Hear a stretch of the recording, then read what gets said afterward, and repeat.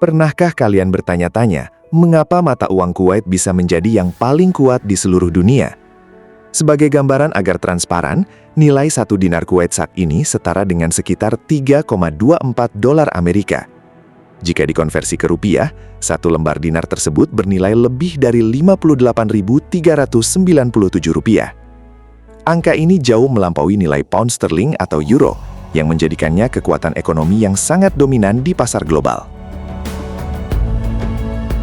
Kekuatan mata uang ini bersumber dari cadangan minyak mereka yang sangat besar, yang memungkinkan pemerintah memberikan subsidi luar biasa bagi warga lokal. Di sini, pemandangan mobil-mobil mewah dan rumah-rumah besar adalah hal yang biasa, karena standar hidup warga negaranya memang sangat terjamin oleh negara. Namun, di balik angka-angka yang fantastis ini, Kuwait sebenarnya sedang menyimpan berbagai persoalan serius yang jarang dibahas oleh media luar.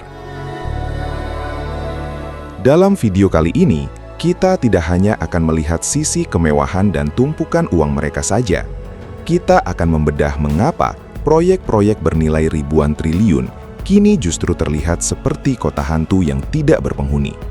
Kita juga akan menelusuri realitas sulit para pekerja migran yang menjadi penggerak ekonomi di sana, hingga isu sosial tentang komunitas yang tidak diakui oleh negara meski sudah lama menetap di tanah Kuwait. Selain masalah internal, posisi Kuwait sekarang juga berada di titik yang sangat berbahaya akibat tekanan politik internasional. Kita akan membahas bagaimana pangkalan militer Amerika di sana telah memicu serangan rudal langsung dari pihak Iran yang baru saja menghantam titik vital negara ini. Mari kita selami lebih dalam apa yang sebenarnya terjadi di balik kilau dinar Kuwait dan bagaimana masa depan negara kaya ini di tengah ancaman yang terus berdatangan.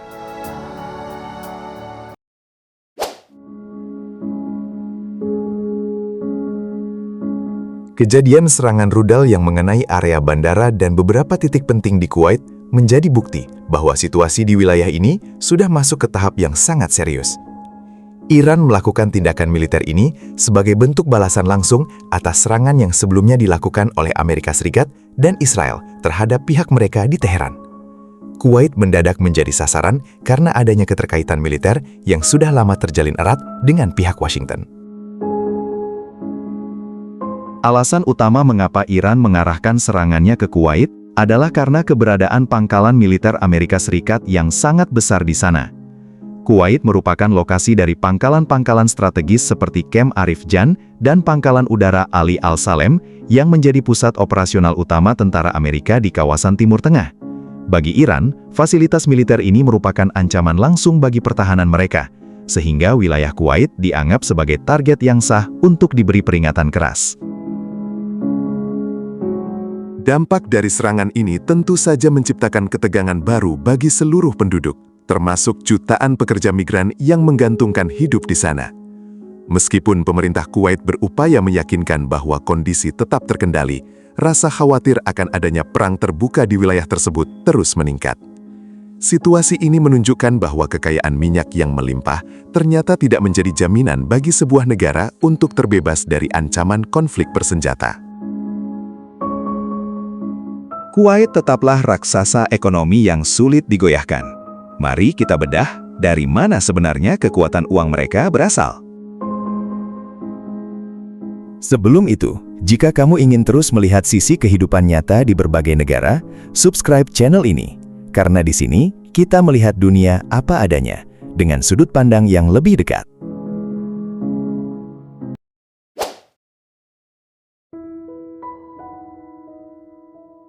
Rahasia di balik kekuatan dinar yang luar biasa sebenarnya terletak pada apa yang ada di bawah tanah mereka. Secara fakta, sekitar 90 hingga 95% pendapatan ekspor Kuwait berasal dari sektor minyak bumi.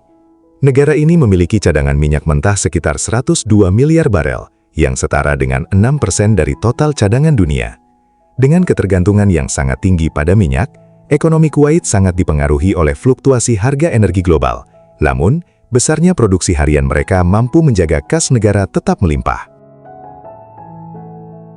Selain dari penjualan minyak mentah, Kuwait juga sangat pintar dalam mengelola kekayaan tersebut melalui Kuwait Investment Authority. Ini adalah dana kekayaan kedaulatan tertua di dunia yang mengelola aset ratusan miliar dolar di berbagai perusahaan besar secara internasional.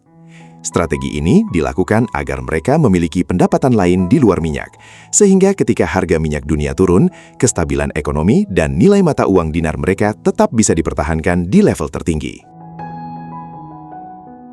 Beralih ke sisi demografi, Kuwait memiliki struktur penduduk yang sangat unik dan mungkin tidak banyak orang ketahui. Total populasi negara ini diperkirakan mencapai sekitar 4,3 hingga 4,8 juta jiwa. Namun faktanya, warga asli Kuwait hanya berjumlah sekitar 30-35% saja dari total penduduk tersebut. Sisanya, atau lebih dari 65% penduduknya, adalah para pekerja migran dan ekspatriat yang datang dari berbagai belahan dunia untuk bekerja di sektor konstruksi, layanan, dan industri minyak. Dominasi warga asing ini menciptakan dinamika sosial yang cukup kompleks di Kuwait. Warga lokal menikmati berbagai kemudahan hidup dan subsidi besar dari hasil minyak. Sementara, roda ekonomi dan pembangunan infrastruktur sangat bergantung pada tenaga kerja asing. Dengan rasio penduduk asli yang lebih sedikit dibandingkan pendatang, pemerintah Kuwait harus bekerja keras dalam mengatur kebijakan kependudukan agar kesejahteraan warga lokal tetap terjaga, tanpa mengganggu stabilitas ekonomi yang digerakkan oleh para pekerja migran ini.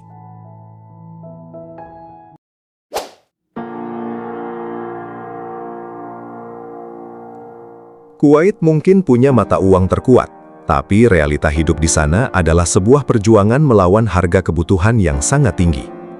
Sebagai contoh nyata, harga 1 kilogram daging sapi bisa mencapai 5 hingga 7 dinar, atau sekitar 250 sampai 350 ribu rupiah. Bahkan untuk kebutuhan pokok seperti 1 rak telur, harganya bisa menyentuh 2 dinar, atau 100 ribu rupiah. Biaya hidup ini sangat mencekik karena hampir 90% barang di Kuwait adalah hasil impor yang harganya mengikuti standar pasar global. Perbedaan kualitas hidup ini terlihat semakin tajam jika melihat perbandingan pendapatannya. Warga lokal yang bekerja di pemerintahan rata-rata mengantongi gaji 1.200 hingga 1.500 dinar atau sekitar 60 sampai 75 juta rupiah per bulan. Pendapatan ini masih ditambah dengan berbagai subsidi negara untuk listrik dan air yang membuat mereka tetap bisa menikmati kemewahan di tengah tingginya harga barang. Namun bagi para pekerja migran, penghasilan mereka terbagi dalam beberapa tingkatan yang sangat kontras. Sektor kasar dan ART, gajinya berada di kisaran 75 hingga 100 dinar, atau sekitar 3,7 sampai 5 juta rupiah. Sektor semi terampil seperti pekerja konstruksi atau teknisi mendapatkan penghasilan di angka 200 hingga 400 dinar, atau sekitar 10 sampai 20 juta rupiah. Sektor profesional seperti dokter, insinyur bisa mencapai 800 hingga lebih garis 1.500 dinar, atau setara 40 sampai 75 juta rupiah lebih. Ironisnya, dengan standar hidup di Kuwait, seseorang sudah dianggap berada di garis miskin jika penghasilannya berada di bawah 400 dinar atau 20 juta rupiah per bulan. Angka yang terlihat besar secara nominal ini nyatanya hanya cukup untuk memenuhi kebutuhan dasar paling minimal agar bisa bertahan hidup di sana. Kemilau dinar dan perdebatan soal gaji hanyalah satu sisi dari Kuwait. Di balik angka-angka ekonomi yang fantastis, tersimpan kenyataan yang jauh lebih sunyi di sudut-sudut negara ini. Ada ribuan orang yang lahir dan besar di sini, namun tidak memiliki identitas resmi di mata hukum dan hidup terasing di tanah kelahiran mereka sendiri. Siapakah mereka yang seolah dihapus dari kemakmuran ini? Mari kita bedah sisi gelap kemanusiaan di balik kuatnya mata uang Kuwait sekarang.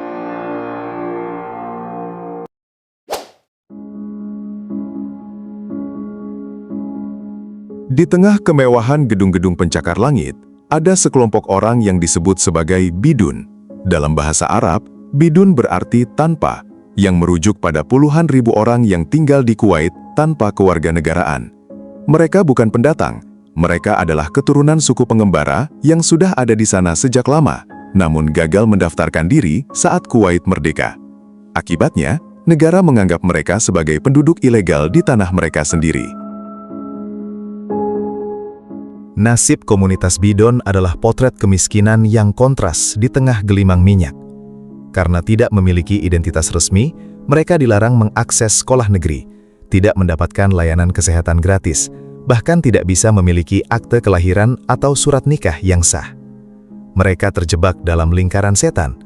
Tanpa KTP, mereka dilarang bekerja di sektor formal, sehingga mayoritas dari mereka hidup sangat memprihatinkan di pinggiran kota yang kumuh, terputus dari semua subsidi negara yang dinikmati warga lokal.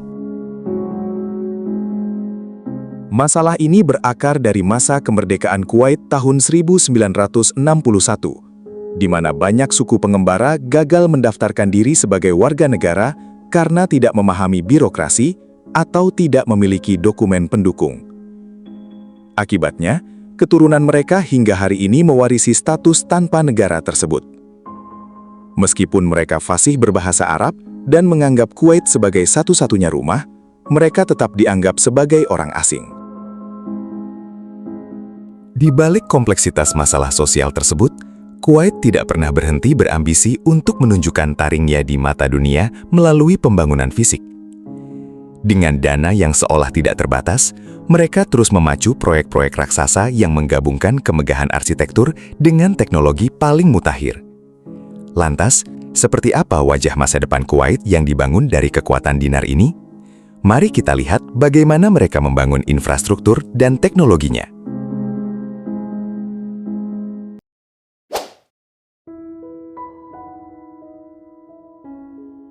Setelah melihat sisi gelap sosialnya, kini kita akan melihat bagaimana kekuatan dinar mampu membangun keajaiban yang tampak mustahil di tengah gurun dan laut.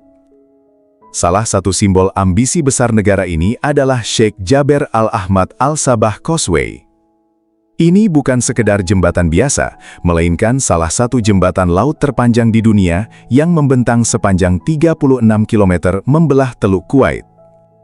Yang membuatnya luar biasa secara teknologi adalah keberadaan dua pulau buatan di tengah laut yang dibangun dari nol sebagai pusat kendali dan area wisata, menciptakan pemandangan futuristik yang seolah menghubungkan masa kini dengan kota masa depan. Tak hanya di atas laut, di pusat kotanya berdiri Al-Hamra Tower, sebuah gedung pencakar langit dengan desain yang sangat ikonik. Berbeda dengan gedung lain yang mengandalkan mesin pendingin raksasa, Al-Hamra menggunakan teknologi desain pasif. Bentuknya yang melengkung unik bukanlah sekedar estetika, melainkan hasil perhitungan komputer yang presisi untuk membelokkan sinar matahari langsung. Sisi selatannya dibuat dari dinding beton masif tanpa jendela untuk melindungi bagian dalam gedung dari radiasi panas ekstrim, menjadikannya salah satu struktur beton tertinggi dan terpintar di dunia yang mampu menaklukkan suhu gurun melalui desain arsitektur. Infrastruktur ini menjadi bukti nyata bahwa Kuwait sedang bertransformasi. Mereka tidak lagi hanya mengandalkan ekspor minyak mentah, tapi mulai menginvestasikan kekayaannya untuk membangun identitas baru melalui teknologi konstruksi yang melampaui zamannya. Semua ini adalah bagian dari visi besar mereka untuk memastikan bahwa saat minyak suatu saat nanti habis, Kuwait telah memiliki fondasi kota yang kokoh dan mandiri secara teknologi. Kemegahan bangunan dan jembatan raksasa ini tidak akan berarti tanpa sistem pergerakan yang mendukungnya. Dengan kekayaan yang melimpah, bagaimana Kuwait mengatur mobilitas penduduknya dan teknologi transportasi apa yang mereka persiapkan untuk menghubungkan kota-kota masa depan mereka? Kita akan intip bagaimana cara mereka berpindah di tengah kemewahan dinar sekarang.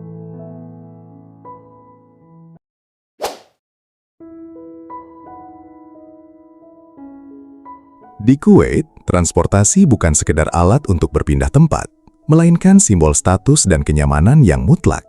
Dengan harga bahan bakar yang sangat murah, bahkan salah satu yang termurah di dunia, hampir setiap individu di Kuwait memiliki kendaraan pribadi. Jalanan di Kuwait City didominasi oleh deretan mobil mewah dan SUV raksasa yang dirancang khusus untuk menghadapi suhu panas ekstrim. Jangan heran jika kamu melihat kemacetan di sini, isinya adalah mobil-mobil yang harganya miliaran rupiah.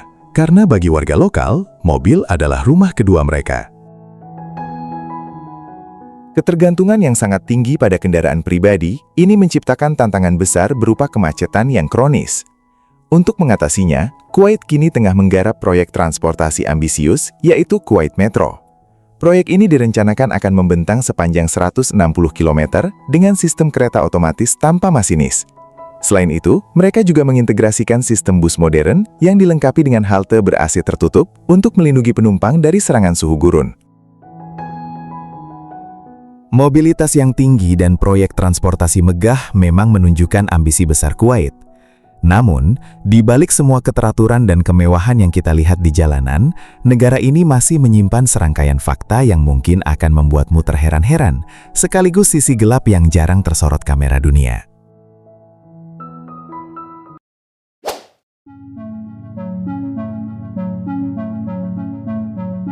Di balik kemilau dinar yang perkasa, Kuwait menyimpan realitas yang mungkin tidak pernah kamu bayangkan sebelumnya. Salah satu fakta paling gila di sini adalah budaya desert camping. Saat musim dingin tiba, orang-orang kaya Kuwait tidak sekedar berkemah biasa. Mereka memboyong kemewahan ke tengah gurun. Kamu akan melihat karavan-karavan raksasa senilai miliaran rupiah yang dilengkapi dapur marmer, bioskop mini, hingga motor-motor mahal yang terparkir di atas pasir. Gurun bagi mereka bukanlah halangan untuk tetap hidup dalam kemewahan absolut. Di sisi lain, gaya hidup konsumsi tinggi ini melahirkan pemandangan yang mengerikan bagi lingkungan. Salah satu yang paling mencolok dan bahkan terlihat dari luar angkasa adalah kuburan Ban Sulaibiyah. Ini merupakan area pembuangan jutaan ban bekas di tengah gurun yang menjadi salah satu yang terbesar di dunia. Jika dilihat dari udara, tumpukan ban yang tak berujung ini tampak seperti luka hitam besar di bumi. Visual tersebut menjadi simbol nyata dari limbah raksasa yang dihasilkan oleh gaya hidup modern Kuwait yang seringkali menjadi bom waktu lingkungan jika terjadi kebakaran besar. Kenyataan pahit lainnya muncul dari budaya menjamu tamu yang luar biasa, yang justru memicu krisis sampah makanan. Kuwait tercatat sebagai salah satu negara dengan pemborosan makanan tertinggi di dunia. Sebagai bangsa yang sangat menghormati tamu dengan porsi hidangan raksasa, sisa-sisa makanan pesta yang melimpah justru berakhir begitu saja di tempat sampah. Pemandangan tumpukan sisa makanan ini menjadi sangat ironis di balik status mereka sebagai pemilik mata uang terkuat di dunia. Kekuatan dinar memang mampu membeli kenyamanan di tengah gurun, tapi konsekuensinya adalah tumpukan limbah yang terus menggunung. Fakta-fakta ini membuktikan bahwa kekayaan melimpah selalu membawa beban besar bagi alam dan lingkungan sekitarnya. Melihat segala kemewahan dan tumpukan limbah ini, muncul satu pertanyaan penting. Mampukah Kuwait bertahan saat dunia tidak lagi bergantung pada minyak? Mereka sadar bahwa dinar tidak akan selamanya sekuat sekarang, tanpa perubahan besar. Lantas, seperti apa rencana masa depan dan visi mereka untuk tetap memimpin di era setelah minyak habis? Kita akan intip rencana ambisius mereka sekarang.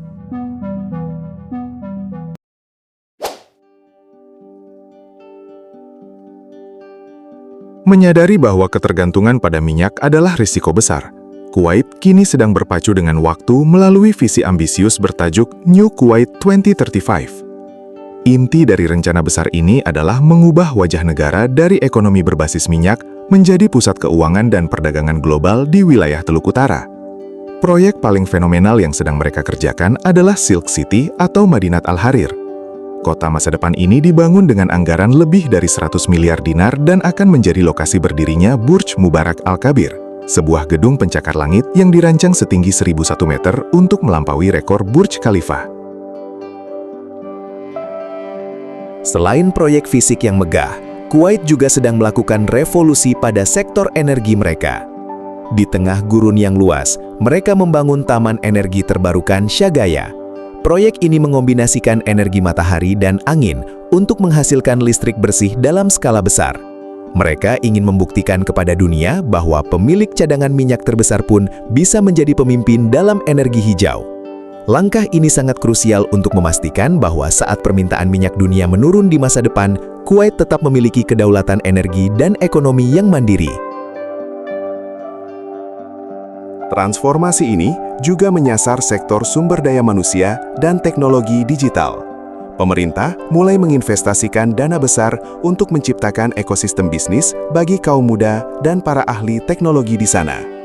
Dengan memanfaatkan pelabuhan Mubarak Al-Kabir yang sedang dibangun, Kuwait berencana menjadi gerbang logistik utama yang menghubungkan Asia Tengah dengan Eropa. Semua langkah berani ini diambil demi satu tujuan pasti, memastikan kekuatan dinar tetap abadi dan rakyatnya tetap hidup dalam kemakmuran, bahkan setelah tetes minyak terakhir habis terjual.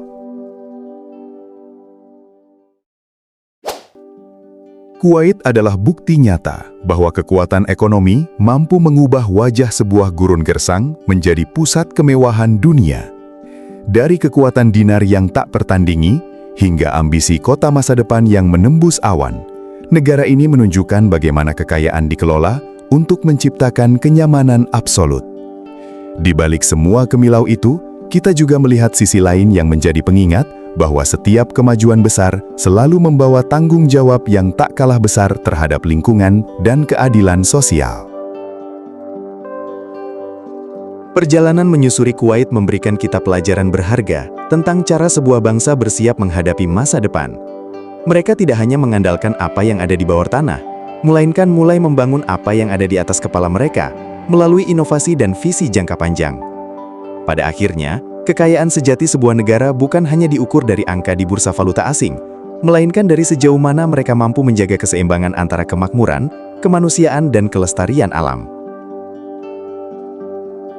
Kawan, menurut kalian, apakah Kuwait akan tetap jadi negara terkaya setelah minyak habis? Tulis pendapatmu di kolom komentar ya. Dan buat kawan sekalian yang merasa konten ini bermanfaat, kalian bisa berikan dukungan lebih melalui fitur Super Thanks atau dengan berlangganan atau join membership di channel ini. Dukungan sekecil apapun dari kawan sekalian sangat berarti buat kami untuk terus jaga kualitas video di channel ini. Dari masa lalu, kita belajar. Dari sejarah, kita tumbuh. Terima kasih sudah menemani perjalanan waktu hari ini. Jangan lupa dukung channel ini dengan like, komen, dan subscribe. Sampai bertemu lagi di kisah dan fakta dunia berikutnya.